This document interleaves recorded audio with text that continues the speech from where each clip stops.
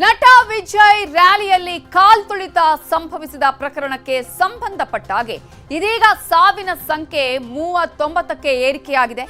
60 ಜನರಿಗೆ ಗಂಭೀರವಾಗಿ ಗಾಯ ಆಗಿದೆ. ಸಾವಿನ ಸಂಖ್ಯೆ ಇನ್ನಷ್ಟು ಜಾಸ್ತಿ ಆಗುವಂತಹ ಸಾಧ್ಯತೆಗಳು ಕೂಡ ಇದೆ. ಕಾರಣ ಗಂಭೀರವಾಗಿ ಗಾಯಗೊಂಡಿರುವವರ ಸಂಖ್ಯೆ ಜಾಸ್ತಿ ಆಗಿದೆ. 60ಕ್ಕೂ ಹೆಚ್ಚು ಜನ ಗಂಭೀರವಾಗಿ ಗಾಯಗೊಂಡು ಆಸ್ಪತ್ರೆಯಲ್ಲಿ ಚಿಕಿತ್ಸೆ ಪಡಿತಾ ಇದ್ದಾರೆ. ಟಿವಿಕೆ ಪಕ್ಷದ ರ್ಯಾಲಿಯ ವೇಳೆ ನಿನ್ನೆ ಸಂಜೆ ನಡೆದಂತಹ ಘೋರ ದುರಂತ ಇದು. ತಮಿಳುನಾಡಿನ ಕರೂರ್ ಬಳಿ ರ್ಯಾಲಿಯನ್ನ ಆಯೋಜನೆ ಮಾಡಲಾಗಿತ್ತು. ಈ ಸಂದರ್ಭದಲ್ಲಿ 10,000 ಜನರ ನಿರೀಕ್ಷೆ ಇತ್ತು. ಆದರೆ 1.5 ಲಕ್ಷಕ್ಕೂ ಹೆಚ್ಚಿನ ಜನ ಅಲ್ಲಿ ಜಮಾವಣೆಗೊಂಡಿದ್ರು. ಈ ಸಂದರ್ಭದಲ್ಲಿ ಕಾಲ್ತುಳಿತ ಸಂಭವಿಸಿದೆ.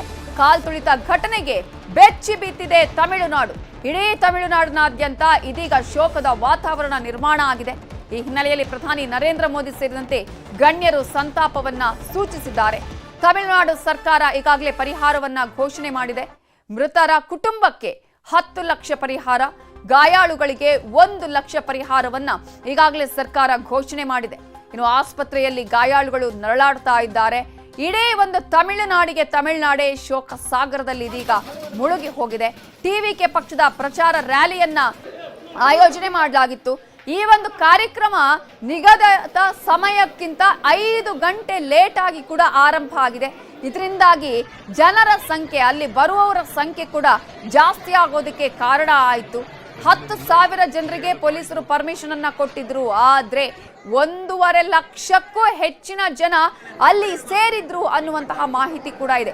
ಇದುವೇ ಕಾಲ್ತುಳಿತಕ್ಕೆ ಕಾರಣ ಆಗಿರೋದು. ಇಮಿಡಿಯೇಟ್ ಆಗಿ ವಿಜಯ್ ಅವರನ್ನ ಆ ಸ್ಥಳದಿಂದ ಕರ್ಕೊಂಡು ಹೋಗಲಾಗುತ್ತೆ. ಅನಂತರ ತಿರುಚಿ ಚೆನ್ನೈ ಮುಖಾಂತರ ಅವರು ಬೇರೆ ಕಡೆಗೆ ಹೋಗ್ತಾರೆ.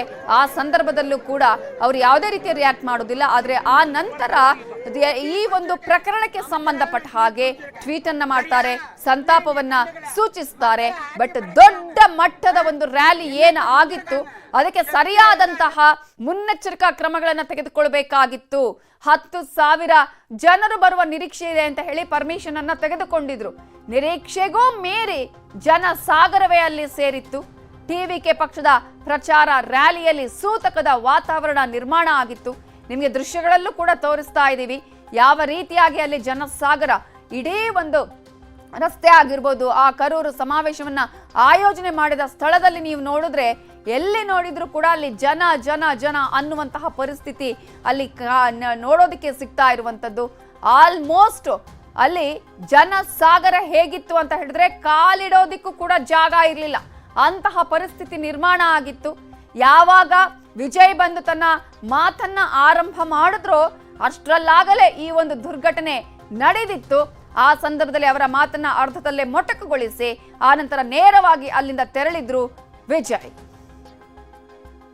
ಈ ದುರ್ಘಟನೆಯ ಬಗ್ಗೆ ನಟ ವಿಜಯ್ ಸಂತಾಪವನ್ನ ಸೂಚಿಸಿದ್ದಾರೆ. ನನ್ನ ಹೃದಯವೇ ನಿಂತಂತಾಗಿದೆ ಅಂತ ಹೇಳಿದ್ದಾರೆ ವಿಜಯ್. ಈ ನೋವನ್ನು ನನಗೆ ಸಹಿಸಿಕೊಳ್ಳೋದಿಕ್ಕೆ ಆಗ್ತಾ ಇಲ್ಲ ಅನ್ನುವಂತಹ ಬೇಸರವನ್ನ, ನೋವನ್ನ ವ್ಯಕ್ತಪಡಿಸಿದ್ದಾರೆ.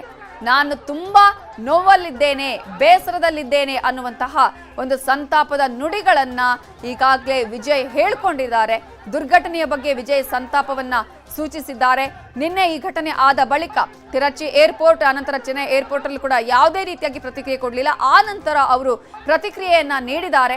ಈಗಾಗಲೇ ಈ ಒಂದು ಕಾಲ್ತುಳಿತ ಪ್ರಕರಣ ಇದೆಯಲ್ಲ, ಇಡೀ ತಮಿಳುನಾಡಿನಲ್ಲಿ ದೊಡ್ಡ ಮಟ್ಟದ ಶಾಕ್ ಕೂಡ ಕಾರಣ ಆಗಿದೆ. ವಿಜಯನ ನೋಡೋದಿಕ್ಕೆ ಅಂತ ಹೇಳಿ ಲಕ್ಷಾಂತರ ಜನ ಸೇರಿದ್ರು. ಇದರ ಬಗ್ಗೆ ಇನ್ನಷ್ಟು ಡೀಟೇಲ್ಸ್ ಅನ್ನ ಕೊಡೋದಿಕ್ಕೆ ನಮ್ಮ ನ್ಯೂಸ್